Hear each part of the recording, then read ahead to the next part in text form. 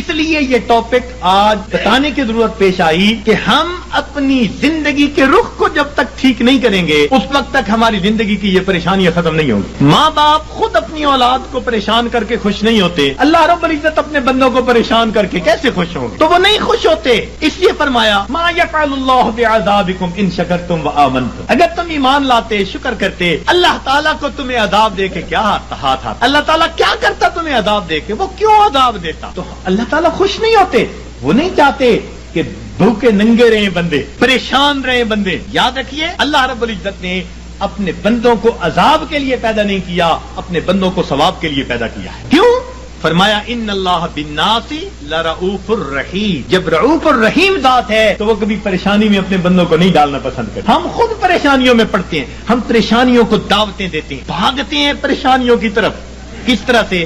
اپنے رب کے حکموں کو توڑ کے, اپنے محبوب کی سنتوں کو چھوڑ کے. کون سا گھر ہے آج بتائیے تو صحیح کہ جہاں نبی علیہ الصلوۃ والسلام کی سنتوں کو ذبح نہیں کیا جاتا؟ الا ماشاء اللہ. نیکوں کے گھرانوں میں بھی کوئی نہ کوئی فرد ایسا ہوتا ہے جو من مرضی کا مالک, نہیں حکم چلتا دوسرے کا, نہیں اختیار کسی کا. آج ہمارے گھر, گلی کوچے, بازار نبی علیہ الصلوۃ والسلام کی سنتوں کی مذبح گاہیں بن چکی ہیں, اور پھر ہم کہتے ہیں کہ ہمیں پرسکون زندگی نصیب ہو جائے. رہنا دریا میں مگر مجھ سے بیر, رہنا دنیا میں اور دنیا کے پیدا کرنے والے کو ناراض کر کے, تو کیسے پرسکون زندگی گزاریں گے؟ ایک صاحب آئے بڑی فیکٹریوں کے مینیجر سے, آنسوؤں سے رونے لگے, حضرت میں اتنا پریشان ہوں میں آپ کو بتا نہیں سکتا, میرا خرچہ پورا نہیں ہوتا. بھئی ہے کتنا؟ بس حضرت 2 کاریں دی ہوئی ہیں, میرے لیے علیحدہ, بچوں کے لیے علیحدہ. کوٹھی لے کے دی ہوئی ہے, کوٹھی پر چوکیدار, باورچی اور گن مین سب مالکوں کا, پیٹرول مالکوں کا, بیمار ہو جائیں تو ڈاکٹر کا خرچہ مالکوں کا, اور ٹیکس ویکس ہو تو مالکوں کا. اور حضرت مجھے صرف 75,000 مہینے کے ملتے ہیں.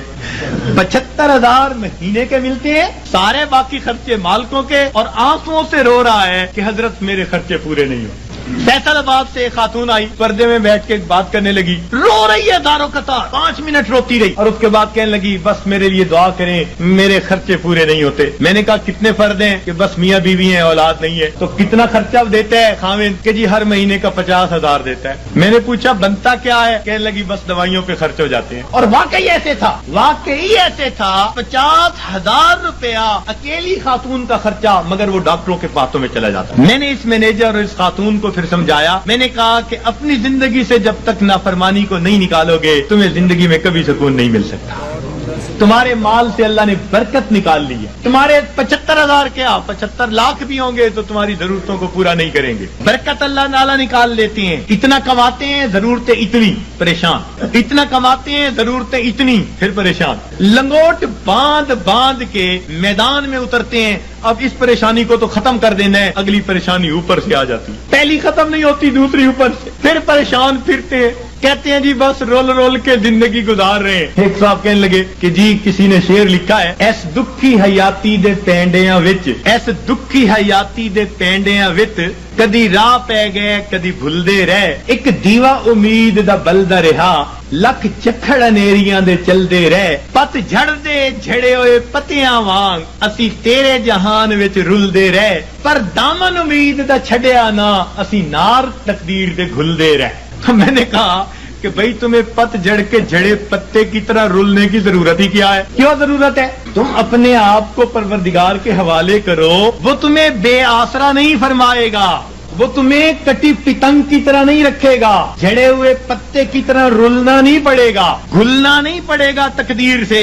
وہ تقدیر بنانے والے کے ساتھ اپنے آپ کو نتھی کر لو, پھر دیکھو کہ وہ پروردگار کیسے سکون اور اطمینان کی زندگی عطا فرما دیتا ہے. تو ہمیں آج جس سے بھی پوچھیں, کوئی کہے گا بھائی نے پریشان کیا, کوئی کہے گا پڑوسی نے پریشان کیا, بیوی نے پریشان کیا, اولاد نے پریشان کیا. ہمیں کسی نے پریشان نہیں کیا, ہمیں ہمارے گناہوں نے پریشان کیا ہوا ہے, ہمیں ہمارے نفس نے پریشان کیا ہوا ہے, ہمیں شیطان نے پریشان کیا ہوا ہے. تو دشمن ہمارے 2 ہی ہیں, نفس اور شیطان, اور دونوں گناہ کروا کے ہمیں پریشان کر دیتے. ہم گناہ کرتے ہیں سکون کی خاطر, اور گناہوں سے اور بے سکونی بڑھتی ہے. میر کیا سادہ ہے بیمار ہوئے جس کے سبب اسی عطار کے لونڈے سے دوا لیتے ہیں. جن کاموں سے پریشان ہوتا ہے بندہ سکون حاصل کرنے کی خاطر, ان کاموں کو کرتے پھرتے. تو یاد رکھیے کہ گناہ ظاہر میں خوبصورت نظر آئے, اس میں لذت محسوس ہو, اس میں وقتی طور پر اطمینان محسوس ہو, مگر حقیقی طور پر اس میں دل کی پریشانی ہوا کرتی ہے، اور جتنا ہم گناہ کریں گے اتنا ہماری زندگی میں پریشانی آئے گی۔ یہ اللہ والے جو گناہوں سے اپنے آپ کو بچا لیتے ہیں، اللہ تعالیٰ ان کی زندگی کو سکون عطا فرمائے۔ سوشل میڈیا پر سب سے قدیم اور سب سے ریلائبل برانڈ درسقرآن.com